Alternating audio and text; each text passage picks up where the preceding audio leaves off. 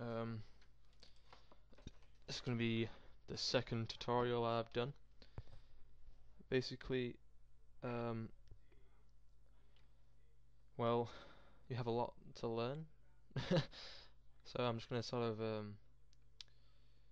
take you through the whole process and try to explain it a lot more clearer than I managed to do in the other video. So, what I'm going to do is I'm just going to model like a cool knife, because I like knives, I think they're pretty cool. And I'm just going to model one from scratch and, try to include like every sort of technique you can. So, basically what I do is, oh man, right, polygon primitives, I want to create a cube. If you hold X, and you can actually drag on along the grid lines. That's just pressing X and dragging along where you want. This allows you to create a nice even polygon primitive. Just give it a certain amount of height that you want. And hit 5 to go into shaded view. If you want to look at the wireframes, just hit 4. But we would like to see what we're doing. Okay. Now what I think about this, since I'm making a knife, I want my handle to be round. So, basically I want a cylinder. Same principle, if you hold X and click in the middle, you can drag out a nice even diameter. Let's pull that up. Okay, that is looking a bit too... there's a bit too much detail in there. No, I don't want a layer in there. There we go. These are the inputs. These are what make up this object. What we want to tone down is the subdivision axes. This is how many divisions it's got in here. Yeah, if you just click on that, left mouse button, click on, and you can just drag with your right middle button, clicking. Right. Left mouse button, click that. Then using your middle button, just drag on the 3D space to turn up the size. We want an even number. I usually go for 8. It's a nice amount of resolution. Yeah, the same applies for any of these. You can do any. Just click on there and drag it about. At least want 1. Right. Okay, and that should do for the base of our model.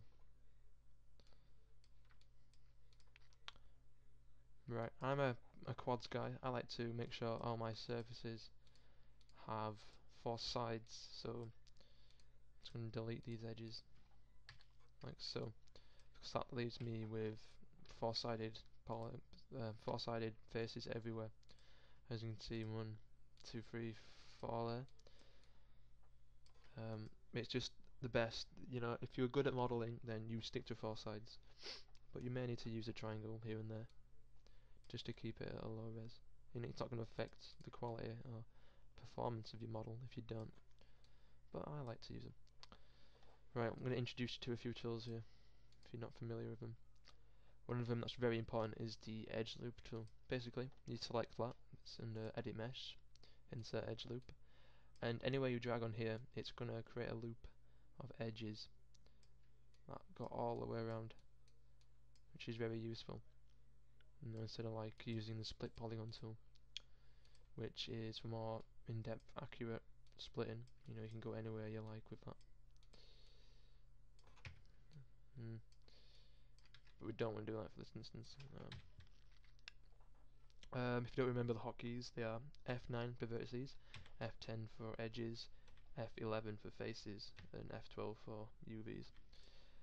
If you click on an edge and it has an edge loop, or is part of an edge loop, what you can do is hit the left button on the directional buttons, just under delete, end, and page down, and it will select the whole edge loop that the edge is part of, which is very good for saving time, instead of going around and clicking on them individually. Right, I'm just going to break down this handle a bit. Okay, let's make a cool dagger. use the F11 there to go into this mode. Right.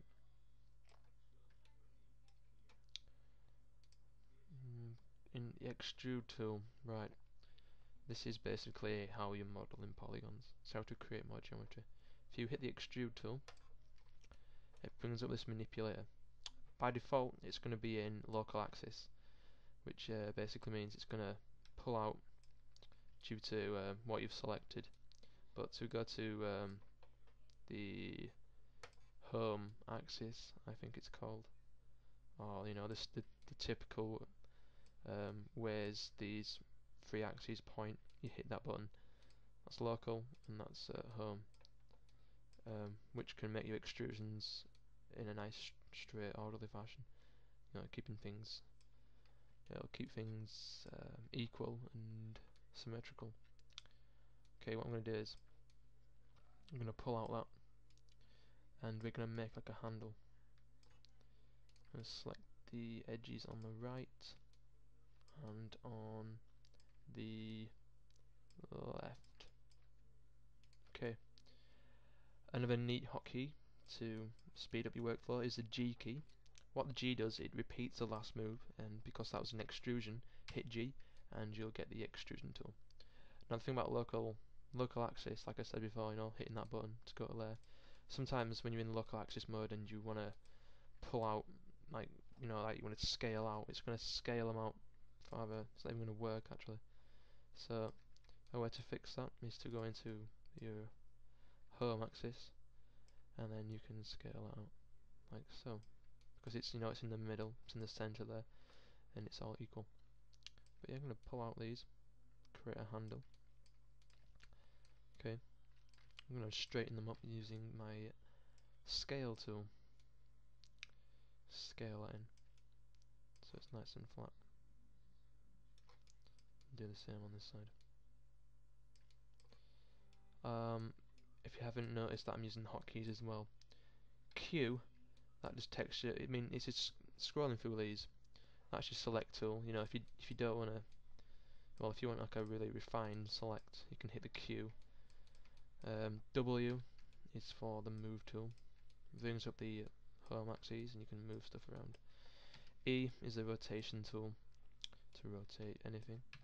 R is a scale tool. And T, okay, it looks like T is this show manipulator tool. It's mainly used for animating, so we won't need to go into that. Right, now I'm looking at this now, and the handle isn't looking too great. You know, it's sticking out in certain places. So what I'm going to do is I'm going to grab these 4 edges here, and I'm just going to scale them out to try and straighten up my handle a bit. Okay, just gonna bring out. No, in fact, maybe if I could pull this edge up a bit,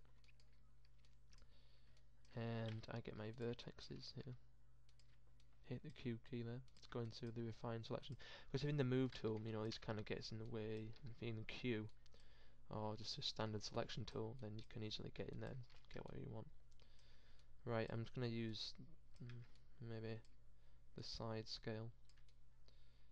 Yeah, that's much better.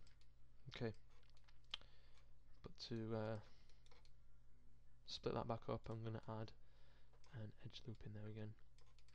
You know, just kind of keep things neat, give it a nice silhouette. Okay, now I'm going to start to push some of these edges about. You know, scale line, see what that looks like. Doesn't look too great. What about if you move it up? Oh, we've got an edge we don't want there.